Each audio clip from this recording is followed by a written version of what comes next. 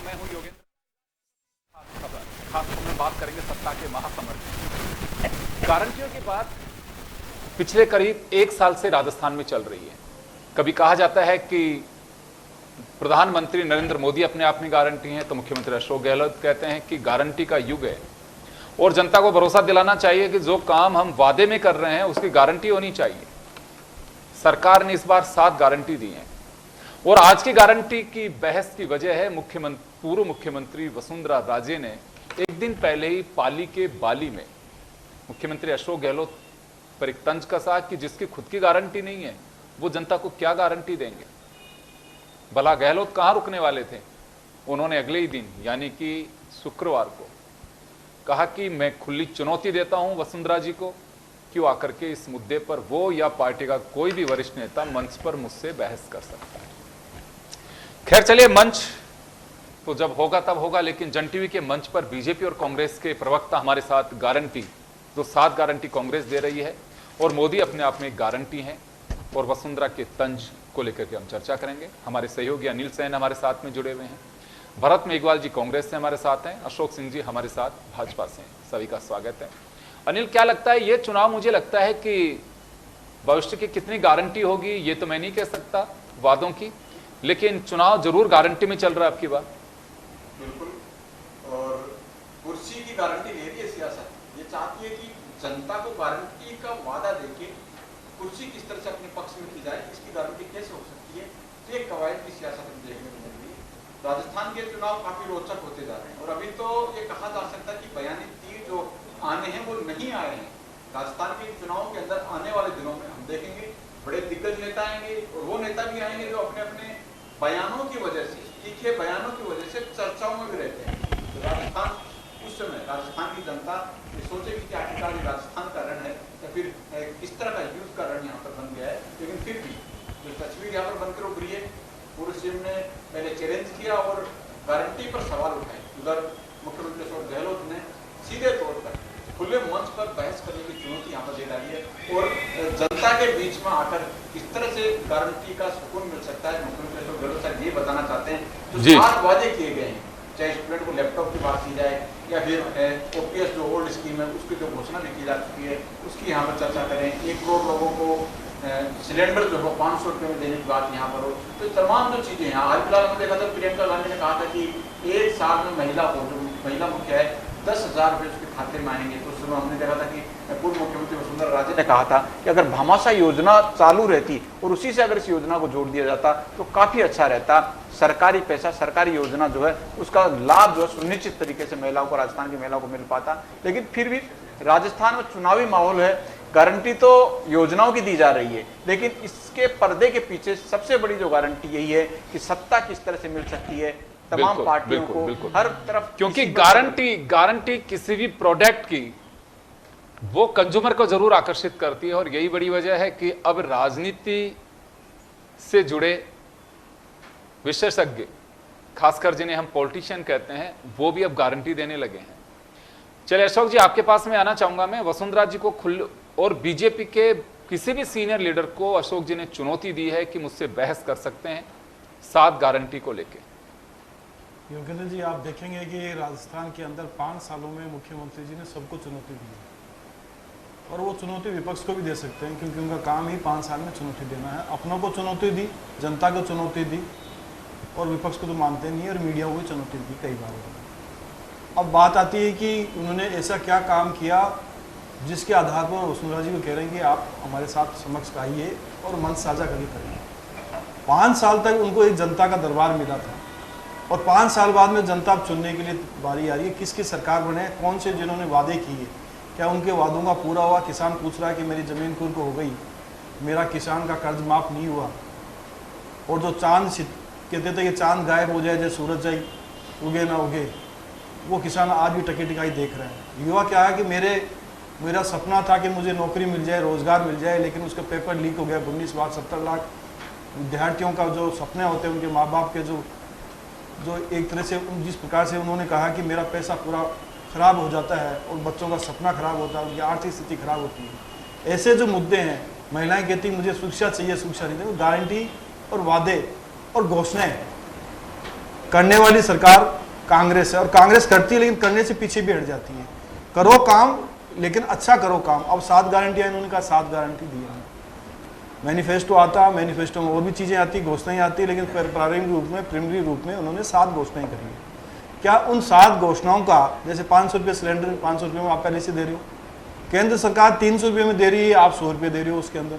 जब वोट की बारी आती है, जो वोट डालने जाएगा वो देखेगा 300 रुपये में मैं बीप बजाऊं या 100 रुपये में बीप बजाऊं, वो देखेगा मेरे को 300 रुपये बीप बजानी है, कि जो 300 रुपये देता है वो। लेकिन ये तो राजस्थान के सभी परिवारों के लिए गारंटी दे रहे हैं 500 रुपए की, कि हम 500 रुपए में सिलेंडर देंगे। गारंटी तो मुझे लगता है कि इन्होंने, मैं आपको जैसे बताया कि किसानों के साथ में क्या था कि ऋण माफ कर दो, गारंटी मिली क्या?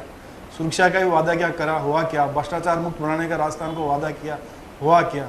जिस प्रकार से आप देख ले DOIT में क्या हुआ, जल जीवन मिशन में क्या हुआ, पेपर लीक में क्या हुआ, ईडी को प्रवेश करना पड़ा, किसके आधार पर करना पड़ा? वही उन्हीं FIR के आधार पर। तो आपको लगता है अशोक जी सब ये ढकोसला है? यदि मुख्यमंत्री जी यदि सहे दिल से करते हैं कि मुझे ये काम करना है, तो मुझे लगता है कि अपनों से बेगाने नहीं होते और कुछ काम करके जनता को दिखाते कि हमने 5 साल ये। चलिए मैं भरत मेघवाल जी से जवाब दिलवाता हूं आपको। भरत जी, मंच शेयर करने की बात होती है आप लोगों की ओर से कि मंच पे बहस की हम चुनौती देते हैं, लेकिन बीजेपी का कहना है कि हर किसी को चुनौती दी है, अगर काम करते तो चुनौती की आवश्यकता नहीं पड़ती। ये बीजेपी का आरोप है। देखिए, राजस्थान की सरकार ने काम किया है, उसी का कारण है कि पूरे देश में, अभी तो राजस्थान में नहीं पूरे देश के अंदर आज राजस्थान मॉडल नाम से जाना जाता है। हमने सोशल सिक्योरिटी एक्ट दे के लोगों को सामाजिक सुरक्षा प्रदान करी है, और वो भी विधानसभा में कानून बनाया। OPS स्कीम दे के हमने जो सरकारी कर्मचारी है उनके भविष्य को हमने सुरक्षित करने का काम किया है। इसके अलावा भी बार बार ये किसानों की बात करते हैं, और हमने जब हमारा घोषणा पत्र बनाया था उसमें हमने लिखा था किसानों का कर्ज माफ़ करेंगे, और ये इम्प्लाइड होता है कि कोई भी सरकार होती है वो अपने राज्य सरकार के अधीन आने वाले कर्जों को ही माफ़ करती है। हमने उसको माफ़ किया। केंद्र सरकार ने आज तक कोई कर्जा माफ़ नहीं किया, 9 साल में कोई स्कीम तक नहीं बनाई। भ्रष्टाचार की बार बार ये बात करते हैं। जल जीवन मिशन की अभी इन्होंने बात की, इन्होंने ये नहीं देखा कि उसके अंदर जब महेश जोशी जी के वहाँ पे किसी तरह की कोई कार्रवाई नहीं की गई, OSD के वहाँ पे जो फाइलें खंगाली गई उसमें कुछ नहीं मिला और चार्जशीट में नहीं लिखा गया। लेकिन बात हम गारंटी पे आज कर रहे हैं। हमने जब भी सरकार के अंदर काम किया, गारंटी देकर काम किया।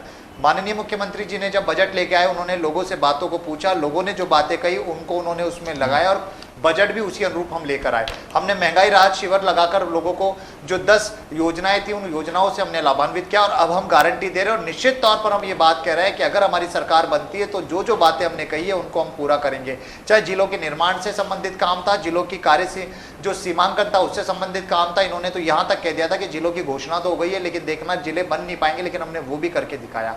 भारतीय जनता पार्टी बार बार सिर्फ भ्रष्टाचार, महिला अत्याचार, पेपर लीक, इन सब मुद्दों पर बात करती है। ठीक है, बात होनी चाहिए अगर कोई अपराध होता है, कोई चीजें घटित होती है, लेकिन जब भारतीय जनता पार्टी की सरकारें जहां पर शासन कर रही है और वहां पेपर लीक होता है, तब युवाओं के सपने कहां चले जाते हैं, तब बेरोजगार कहां चले जाते हैं। माननीय प्रधानमंत्री जी 2 करोड़ की बात कर रहे थे, लेकिन राजस्थान में हमने कठोर कानून बनाया, हमने 268 गिरफ्तारियां की, हम अनुसंधान कर रहे हैं, हम काम कर रहे हैं। लेकिन सही कहा माननीय मुख्यमंत्री जी ने कि भारतीय जनता पार्टी का एक भी व्यक्ति, कोई भी नेता आकर मंच पर इस बात पर बहस नहीं कर सकता।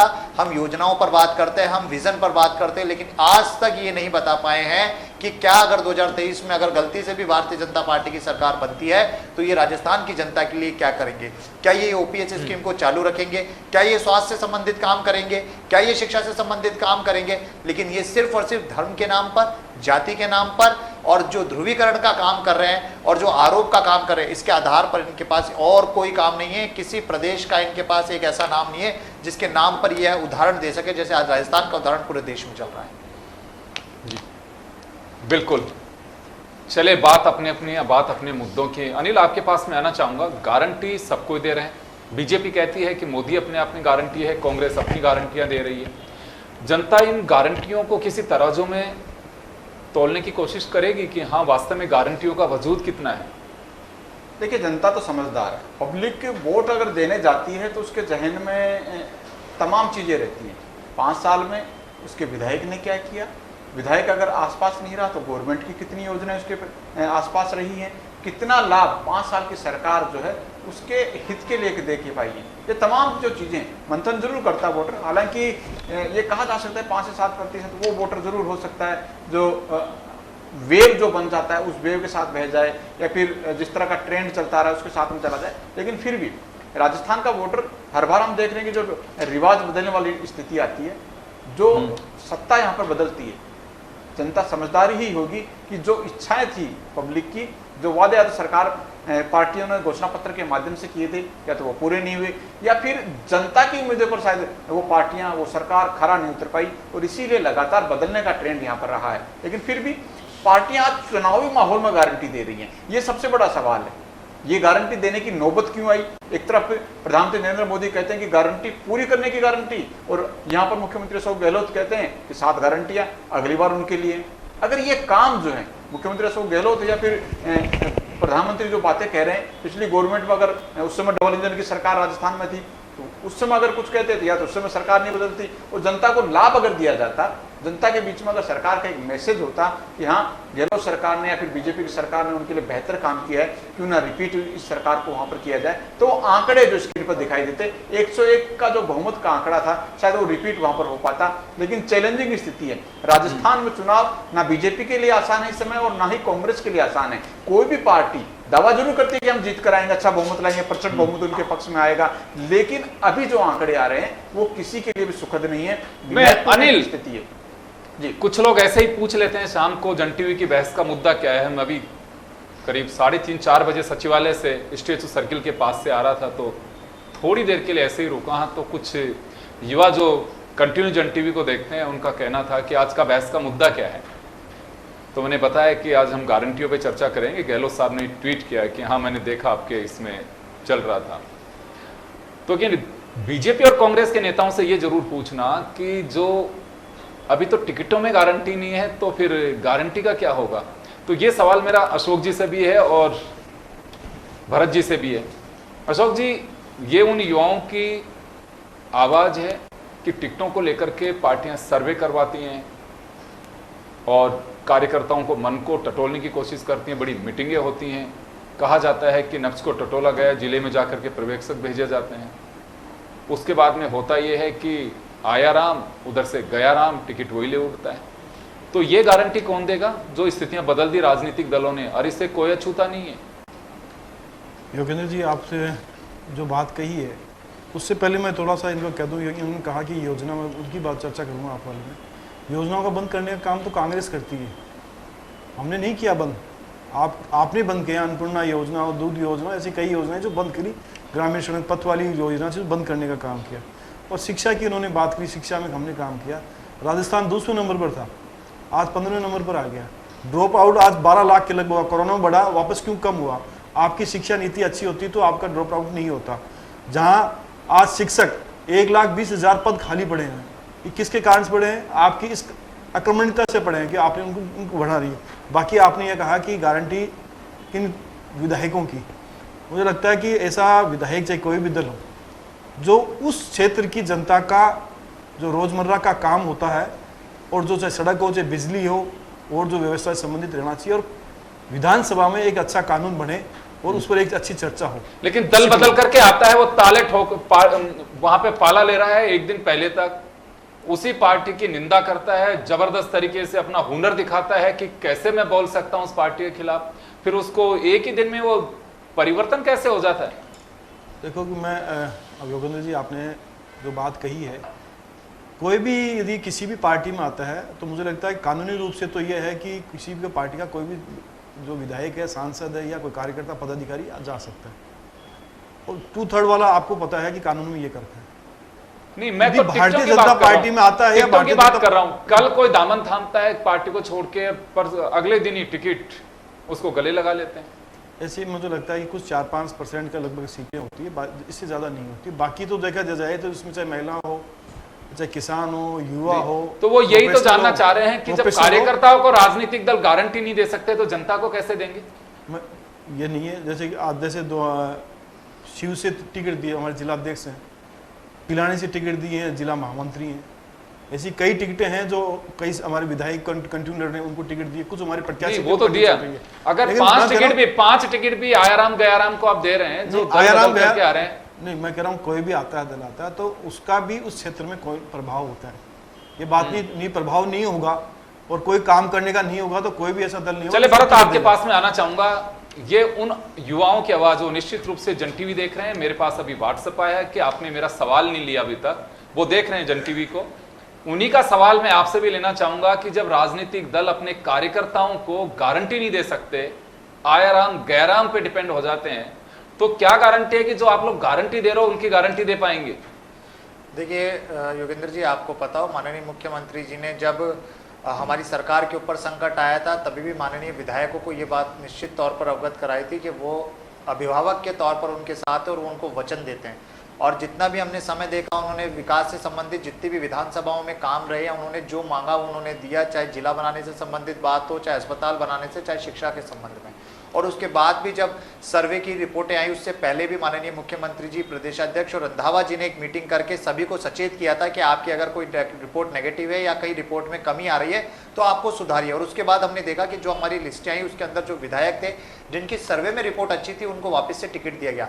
निश्चित तौर पर कोई भी राजनीतिक पार्टी होती है और जब चुनाव का समय होता है तो 1-2% इस तरह की घटनाएं घटित होती है जहां पर कोई व्यक्ति किसी दूसरी पार्टी में आने का प्रयास करता है। और उस समय भी देखिए पार्टी को सरकार बनानी होती है और अगर कोई कैंडिडेट अच्छा है, उसका स्वरूप अच्छा है, उसका आचरण अच्छा है और उसकी अगर पैठ है, तो उसको कोई भी राजनीतिक पार्टी हो टिकट दे देती है। लेकिन रही बात आपने कार्यकर्ताओं की गारंटी की, तो देखिए निश्चित तौर पर कांग्रेस पार्टी अपने कार्यकर्ताओं को गारंटी देती है उनके विकास की, उनके भविष्य को सुरक्षित रखने की।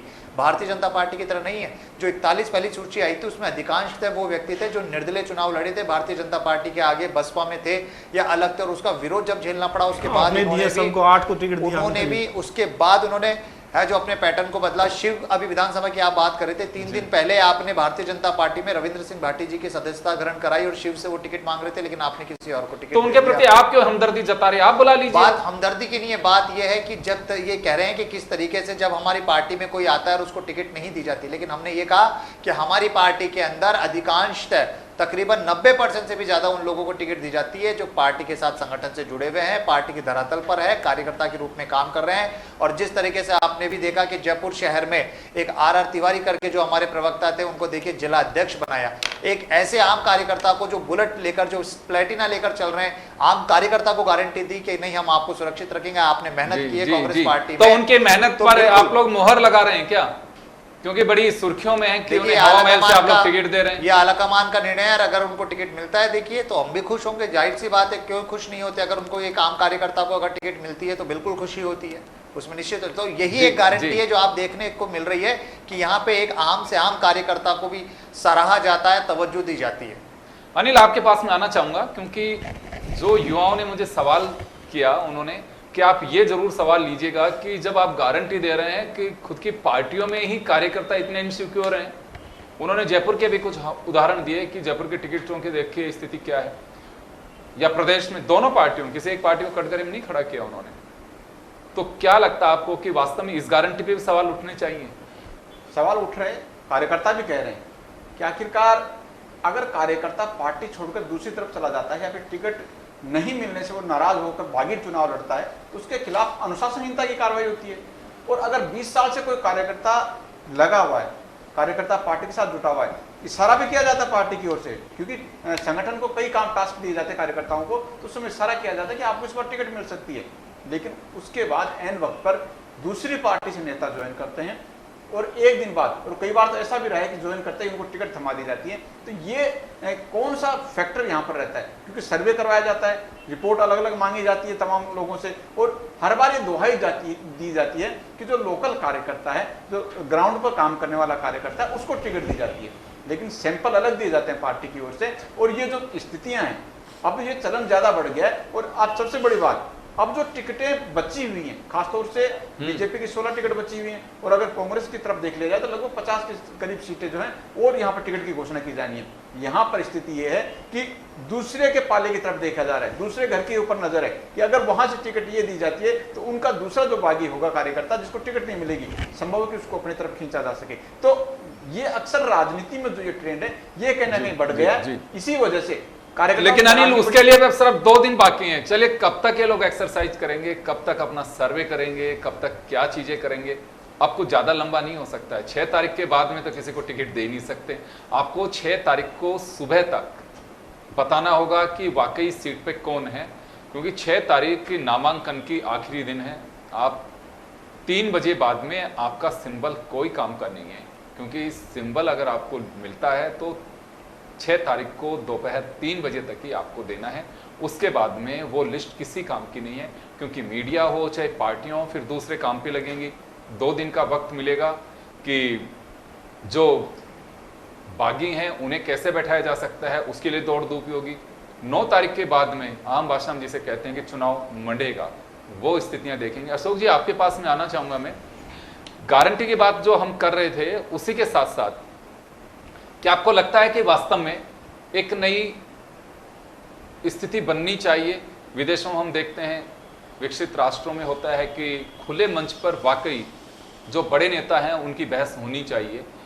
हम देखते हैं चैनल्स ऑर्गेनाइज करते हैं, लेकिन क्या वास्तव में एक कोई ऐसा भी मंच होना चाहिए जिसमें अगर कोई आमंत्रित करता है, एक दूसरे को चुनौती दी जाती है, तो आना चाहिए? मुझे लगता है कि मुख्यमंत्री जी ने यदि आमंत्रण दिया है और तो वो वसुंधरा जी को आना चाहिए। नहीं, मैं कह रहा हूँ कि किसी भी खुले मंच का यदि आमंत्रण दिया, मुझे लगता है कि जनता इसमें सबसे पहले देखती है। और जनता के अंदर वसुंधरा राजे जी बता रहे हैं कि मेरा मुख्यमंत्री काल के अंदर मैंने कौन कौन सी घोषणाएं करी, और उन मुख्यमंत्री जी गहलोत साहब आए हैं, उन्होंने कौन कौन सी योजनाओं को किस प्रकार से उसका निष्पादन किया, इम्प्लीमेशन किया, और किन किन योजनाओं को रोकने का काम किया, और किन की हमने हमारी समय कौन सी प्रगति थी। ये मुझे लगता है कि वह एक जनता के समक्ष, चाहे किसी भी क्षेत्र में जाए, किसी विधानसभा जिले में जाए, वो बता रहे हैं, गहलोत साहब अपने क्षेत्र में बता रहे हैं। तो एक सुपुखा छोड़ना, ये गहलोत साहब का अर्धम से 5 साल से रहा है, और वो उसके अंदर छोड़ते भी हैं, कोई सनसनी रहे, और अपने लिए भी और जनता के लिए भी। और दूसरा इन्होंने कहा कि संगठन के अंदर हमारा बहुत अच्छा था। 3 महीने पहले तो इनका आपका संगठन बनना चाहिए था, पूरे 5 साल चलना चाहिए था, बहुत अच्छा रहता, लेकिन संगठन आपका।